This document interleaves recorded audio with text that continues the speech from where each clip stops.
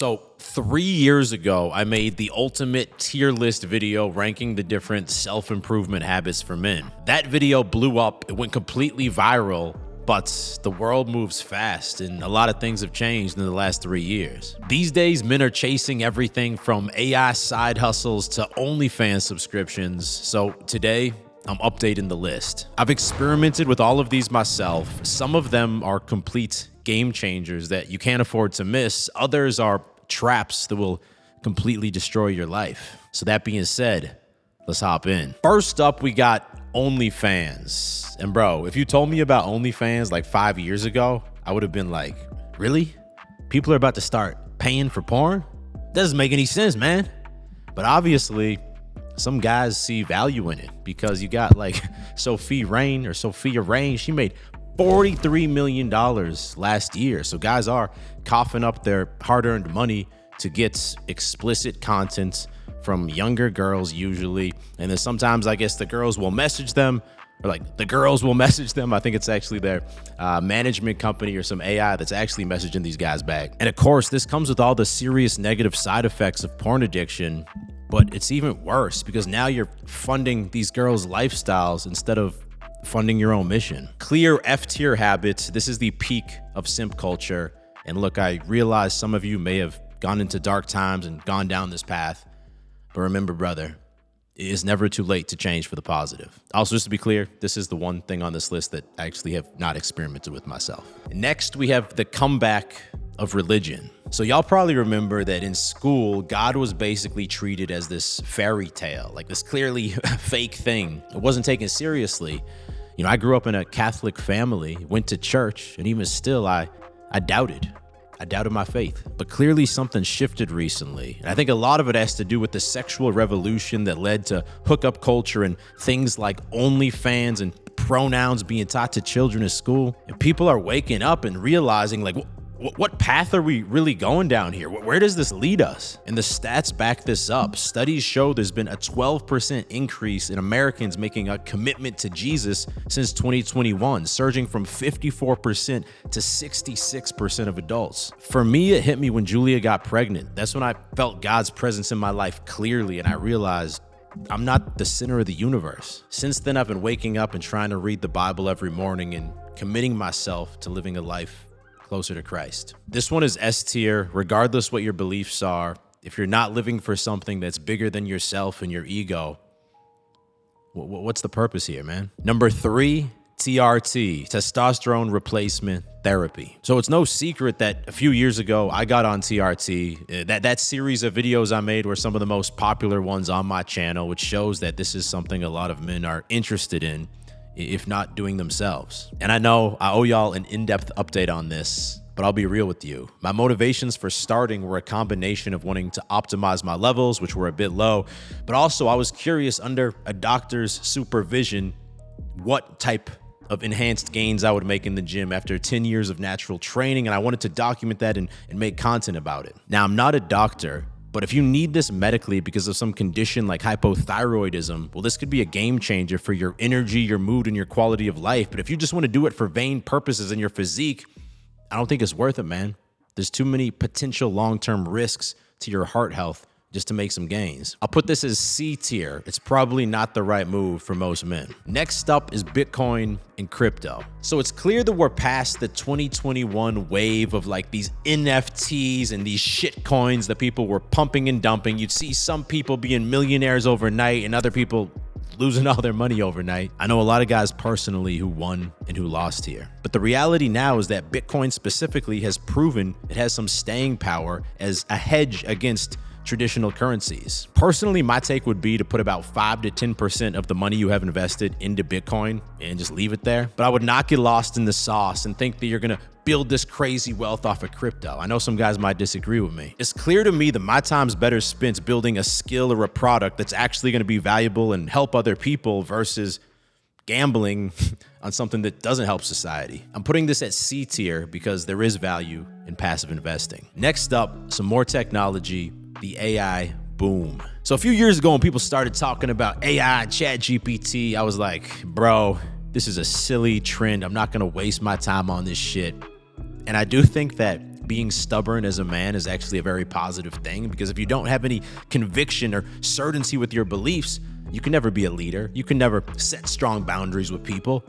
But it's a little bit different when it comes to technologies. Like if you could rewind back to 2011 and invest in Bitcoin, even if you just dropped $1,000 in, that would have over 200x'd. You'd have over 200K.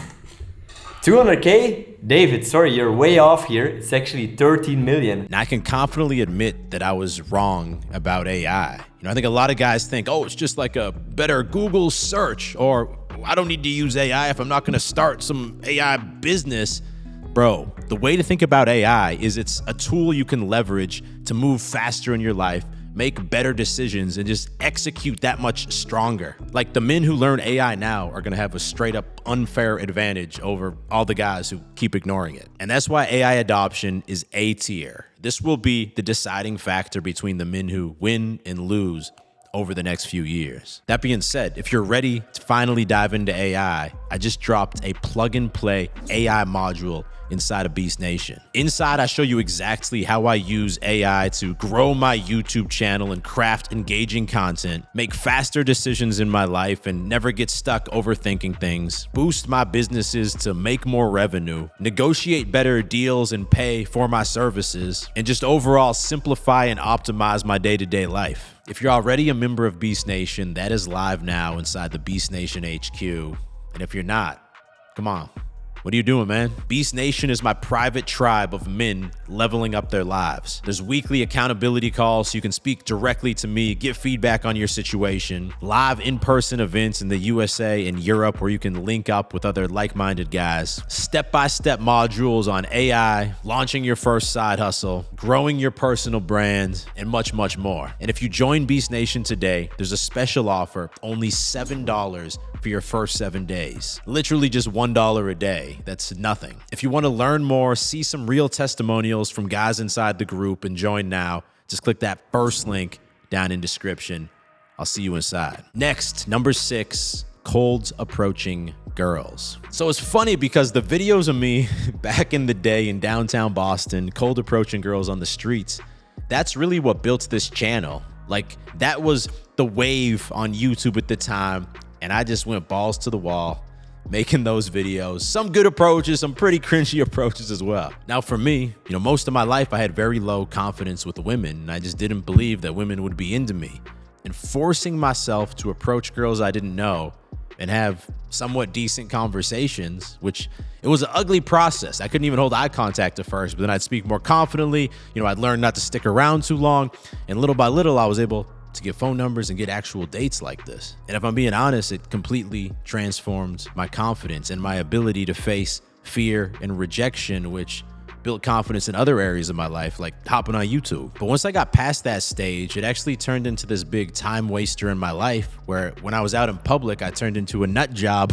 But I was so anxious about finding the next girl to approach. I'm putting this at B tier. It can definitely play a role in the beginning of your journey, but it's not something to prioritize forever and ever. Next, escapism. Trying to escape reality through weed or alcohol or video games, or whatever your drug of choice tends to be. For a long time, for me, it was that green stuff and also video games. I was a legendary SOCOM 2 player back in the day, man. Seriously, I was ranked like top 100 in the entire world. And that's something that was a big achievement in my life up until a certain point, right? Now, I think we all realize these things are generally unproductive, and they're just a coping mechanism to hide from the challenges and the pressures in our real life. But I'm putting this at D tier, not quite F tier, because if you're able to control yourself and partake in these things in moderation, at the end of the day after grinding hard, I can see some mental utility there. Next up is having masculine hobbies. So I'm going to define a masculine hobby as something that either involves competition or building a skill. So I spent some years training Muay Thai in the past. That built a lot of confidence in terms of, knowing how to handle myself if there was ever a physical escalation. It also built a lot of mental and physical toughness. If you haven't yet, I think every man should 100% learn a martial art because of this. More recently, I've enjoyed hobbies like paddle, which is still some fierce competition, even though a lot less dangerous than fighting someone. Or I like challenging myself with skill-based hobbies like wake surfing. Y'all have seen me progress on that a lot over the last year, as well as golf, which is something that I want to get back into. You know, once my back is fully healed up, that's one thing I'm a little bit on the fence about. When I force myself to hone in on learning a specific skill, especially when it's frustrating at times, well, on one hand, it brings me a lot of joy in my life as I grind for that progress, but I think it's also just made me a lot mentally tougher. And it keeps me humble, understanding that there's always a lot of people out there that are ahead of me in a lot of different things. And that keeps me hungry. A tier for this one. I think every man needs one masculine hobby in his life at all times. Number 9, self-help cycles. Self-improvement content, whether it's books or videos, are extremely valuable. That's what got me motivated to change my life and to realize that it was possible and to understand what next steps I had to take. But it needs to act as a launching pad for the actual action and goals that come after it. Self-help for self-help's sake is it's a fucking trap, man. Like when you get that burst of motivation and inspiration, that needs to launch you forward into, okay, now I'm gonna put my head down and learn this specific skill or overcome my fear with women. It has to lead to action. And for a lot of guys, I see them just getting inspired and then not using that fuel, that gasoline. And then a few years later, they get back on the self-help kick again. This one's D tier. Use the fuel. Don't cycle back. Next up, content creation. This could be YouTube or Instagram, not OnlyFans though. Man, it's weird when OnlyFans girls put content creator in their bio. Some type of content, I guess. Now, I realize that not everyone is gonna be a content creator. For me though, YouTube completely changed the course of my life forever. Picking up that camera, 8 years ago now, and committing to 2 weekly uploads. The discipline, the consistency, the confidence I built on camera, the skills I built sitting in the editing bay, trying to make the videos better. I just never really dedicated myself to something like that for years. And it directly taught me the same process that I've been able to apply to different businesses. Thinking of an idea, coming up with a plan of executing it hard, and then stepping back and understanding, how can I do better next time? That's content creation. And even if you don't want to be a lifestyle YouTuber, if you have any business at all, we live in the age of digital marketing, and content is what sells every single product or service that you consume. This one's A tier. Even if you're not a traditional content creator, it can't be ignored. What do we got next? Oh yeah. The gains, baby. I know in this video I said that approaching girls changed my confidence. Getting on YouTube changed the direction of my life. But the true first domino to fall that got me from being this complacent, lost boy to where I am today, it was the gym. It was the iron. It was lifting weights consistently. Because it's this powerful combination of something that requires discipline and consistency, right? Anyone who's tried working out for a few months and not seeing your body change, and then later committed to a 3-day per week plan and actually stuck consistent with it and then saw your body change, you understand. It taught me that for anything I want to do in life, I'm going to have to fight for those small little gains that feel and seem like nothing, but over weeks, months, and years, they actually stack up. Also, being able to take your shirt off and feel confident, that has a massive impact on your day-to-day life, even when your shirt's on. Basically, every successful guy I know, their journey started in the gym, and it's not a coincidence. This must be a non-negotiable for every man. S tier, if you're not consistent and taking care of your body, nothing else matters. Number 12, dating apps. I think it's kind of funny because most guys I meet, they fall into two extremes. Either they've sworn off dating apps, like, bro, I'm not going on Tinder, I ain't wasting my time with that shit, or they've become consumed by dating apps. That was my story for a couple years in my life, where this is after I'd built some confidence with women and I'd got in shape and I was able to pull consistent dates on the apps. And I made the mistake of making dating apps my entire priority in life. And it got to the point where if I didn't have, 3 girls I was messaging and 2 dates set up next week, I felt like shit about myself. I just got lost in the cycle of trying to set up dates and secure hookups. and do it again. It's this big hamster wheel that leads to nowhere, man. That being said, if you are a guy who has gotten in shape and you do have a mission in life, I think dating apps can be an extremely valuable way to save time and still meet women, assuming you're using them effectively and responsibly. These are B tier. If you're single and you're a high-performing guy, it makes sense to leverage these in your dating life. Next up is the victim mindset. This is something that unfortunately has been popularized again between men going their own way. Females aren't worth it. They're all hoes these days, between just feeling that society is against men in general. And I'm not saying there's no truth to any of these things, but the guys who embrace this as their identity, like, it's all fucked, man. It's not even worth trying anymore. These are the weakest men. These are the men who've accepted defeat without even fighting the battle. And it's easy with social media because you can go to YouTube channels or people on Instagram who vibe with your defeated mindset, and you guys can all have a pity party together in the comments. I've seen it. This is the most guaranteed way to live a depressing, painful life that leads nowhere. F tier. Easy F tier. Number 14, self-improvement habits. So I'm talking about cold showers, journaling, gratitude, meditation. You know what I'm saying? When you pull up any generic self-improvement habits video on YouTube, these type of things. Now, I'm someone who read The Morning Miracle by Hal Elrod, and it basically preaches the philosophy of the morning ritual. And I embraced it for a few years in my life, where I'd spend the first hour of my day, maybe even hour and a half, going through this long list of habits.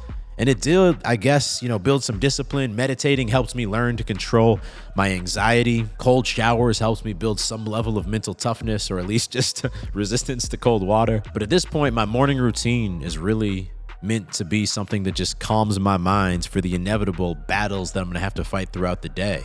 So because of that, I give this B tier. I would selectively choose habits that are going to be impactful for your situation. If you're a head case and you're always overthinking things, meditation is going to be a game changer. But these shouldn't be the goal. These should just be something that help you get there. Next up, we have podcasts. These have gone from being this niche thing that not that many guys listen to being probably more popular than YouTube videos over the last 3 or 4 years. You got Rogan, Theo Vaughn, the Nelk Boys, a million different sports podcasts. And I go through phases where I'll heavily listen to podcasts throughout my day. You're driving in the car, listening to podcasts, editing a YouTube video, listening to a podcast, kind of watching it, and then I'm not editing as well. The issue with podcasts I have is a lot of times it feels like we're doing something productive, but really it's not that much different from the escapism. And it's kind of just allowing our mind to focus on something else that feels good instead of doing the hard work in front of us.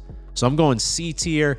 As long as you're doing it during a time where you don't need to be thinking, like when you're driving the car, I think they can, be helpful to get different perspectives, but they're not some game-changing thing that you have to be doing. And that is my full updated tier list. And I can pretty much guarantee some of y'all disagree with me. Maybe you strongly disagree with me. So drop a comment below and let me know which one did I get wrong. We can fight it out in the comments, bro. If you made it to the end of this video, you need to watch that video next. The algorithm has recommended that one specifically for you.